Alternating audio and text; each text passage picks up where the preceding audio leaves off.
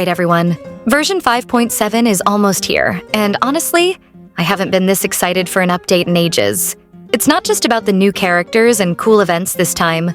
There are so many quality of life changes coming that are really gonna shake up the way we play. No matter if you're here for the story, chasing the meta, or just want your favorite characters looking their best, this patch has something for everyone. In today's video, I'm going over everything we know so far about 5.7. So let's jump in and check out all the highlights together. Version 5.6 is here, and if you're thinking about pulling in any of the banners, let me introduce you to Loot Bar. It's a fast, secure, and super reliable website to top up your Genesis crystals. On Loot Bar, you'll find prices with up to 25% discounts compared to in-game prices. And a super simple process. Just select the amount of Genesis crystals you need, enter your UID and server, and complete the purchase.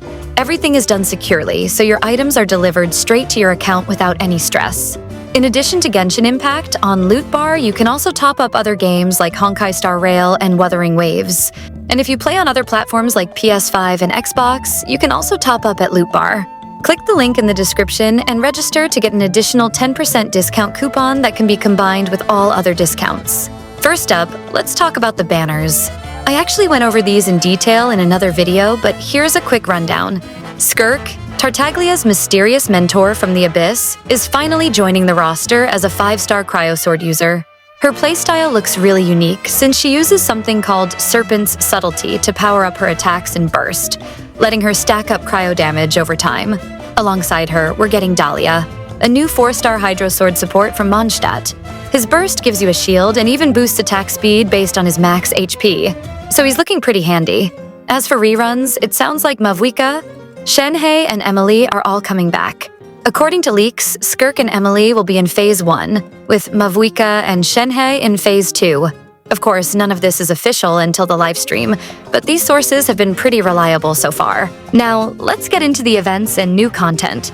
The main event this time is called Battle of Imagined Arrays, and you can earn a free 4-star Sethos by playing.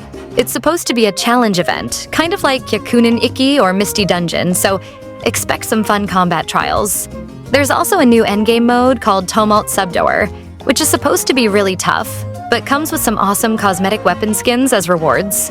Reincent Regimen is getting a co-op update with new synchronized challenges, and Traveler's Tales is bringing a new story event that focuses on character interactions. So if you love lore and character moments, you'll want to check that out. There's also a smaller event called Fearsome Ferocious Firepower, which is basically a combat mini-event with some tricky environmental hazards thrown in. For all the lore fans out there, the big news is that Dainsleif is making a return in version 5.7. He's shown up in the beta files, so it looks like he'll be part of a new quest. The last time we saw him was back in the Fontaine arc, where we learned a ton about Kenria, the 5 great sinners, and even found out he has a brother named Vetterfolner. We don't have all the details yet, but just knowing he's coming back has the lore community buzzing. Now, let's talk about the quality of life upgrades. There are a ton. Artifact management is finally getting an overhaul with presets, so you'll be able to save and swap 2 full sets per character. There'll be video talent demos to help new players see skills in action before reading through all the descriptions. The map will now show your condensed resin count. Group chat is getting player tagging, and weekly bosses will drop 3 materials on your first clear. We're also getting a quick glider menu, the ability to skip reward animations, auto-collect for Abyss rewards, and you'll finally be able to track leyline outcrops from the adventure journal.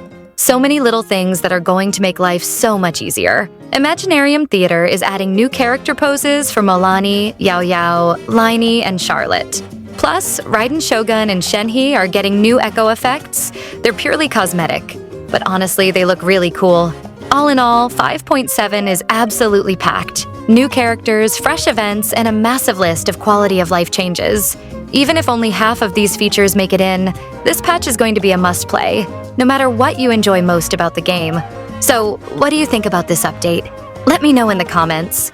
And as always, don't forget to like and subscribe. I'll see you in the next video.